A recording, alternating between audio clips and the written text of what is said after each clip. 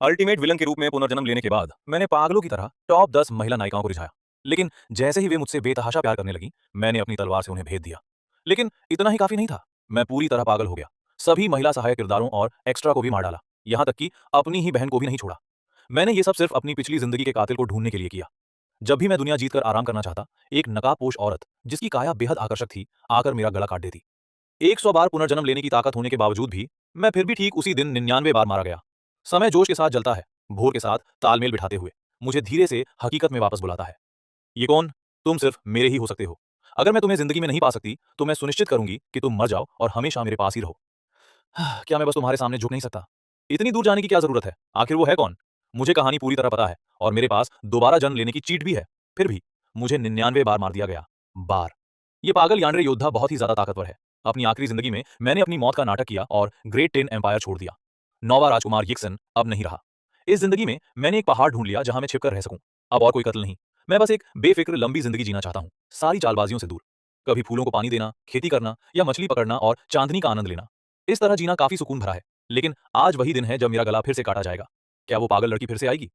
चूंकि मैंने विलन बनना छोड़कर आलसी जिंदगी चुन ली, मुझे 9 अतिरिक्त जिंदगियां मिल गईं। अब अगर मैं फिर मारा भी जाऊं, तो 24 घंटे बाद कहीं भी दोबारा जन्म ले सकता हूं। लेकिन अगर वो पागल लड़की मुझे फिर मारती है, तो वो खुद को भी मार डालेगी। उसके पास दोबारा जन्म लेने की कोई ताकत नहीं है। जब पिछली जिंदगी की यादें उभरती हैं, तो सब एक सपने जैसा लगता है। प्यार और नफरत उठते गिरते रहते हैं। पीछे मुड़कर देख पाना नामुमकिन है, लेकिन ये शुद्ध प्यार जैसा नहीं लगता। उस पागल योद्धा का जुनून कभी खत्म नहीं हुआ। नश्वर दुनिया की सीमाओं को तोड़ते हुए, भूलने से इनकार करते हुए, स्वर्ग की ऊंचाइयों से गिरते हुए। तो ये वही है, याकिंग वू। किताब की एक सहायक पात्र, शालीनता की सूची में नंबर 1 सुंदरी, दुनिया भर में मशहूर तलवार अमर, इतिहास की सबसे कम उम्र की स्वॉर्ड पेविलियन उत्तराधिकारी और मुख्य पात्र या चेन की मां। सभी मुख्य पात्रों की मां में एक बात समान होती है, वे बेहद समर्पित होती हैं। पिछले 99 जन्मों में याकिंग पागलों की तरह चिन्यान से प्यार करने लगी थी। उस समय चिन्यान बुराई की राह पर चला गया था। ये जानते हुए भी कि वो हत्यारी नहीं थी, चिन्यान ने बेरहमी से उसके दिल में वार कर दिया।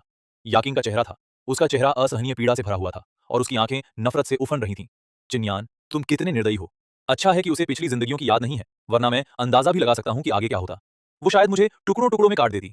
क्या आप मेरे इस साधारण से घर में आने का सम्मान देंगी? मैं आपकी क्या सेवा कर सकता हूं? मैं घायल हूं और जहर से पीड़ित हूं। क्या आप मेरी मदद करेंगे इसे ठीक करने में, सर? आप तो बिल्कुल स्वस्थ लग रहे हैं। ऐसा तो बिल्कुल नहीं लग रहा कि आपको जहर दिया गया है और हम एक दूसरे को जानते भी नहीं हैं। यूं अचानक मुझसे मदद मांग रही हैं, मैं कैसे मान जाऊं? क्या ऐसा इसलिए है क्योंकि मैंने उसे उसके पिता से मिलने से नहीं रोका? क्या बच्चे को जन्म देने से उसे पूरी जीवन शक्ति मिल गई और उसकी साधना इतनी भयानक हो गई? इस जन्म में भले ही मैं आलसी बना हुआ हूं, लेकिन मेरी साधना ज्यादा पीछे नहीं छूटी है। फिर भी अभी 3 चालों के भीतर मेरा मरना तय है। बेओनिया की तलवार, वो आखिर करने क्या वाली है? क्या वो खुद को नुकसान पहुंचा रही है? ये क्या हो रहा है? इसका मतलब क्या है? क्या इस जन्म में बच्चे को जन्म देने से उसका दिमाग खराब हो गया? लेकिन मुझे याद है, उसकी मानसिक ताकत काफी मजबूत थी। वो कभी भी पिछले जन्मों में नहीं टूटी।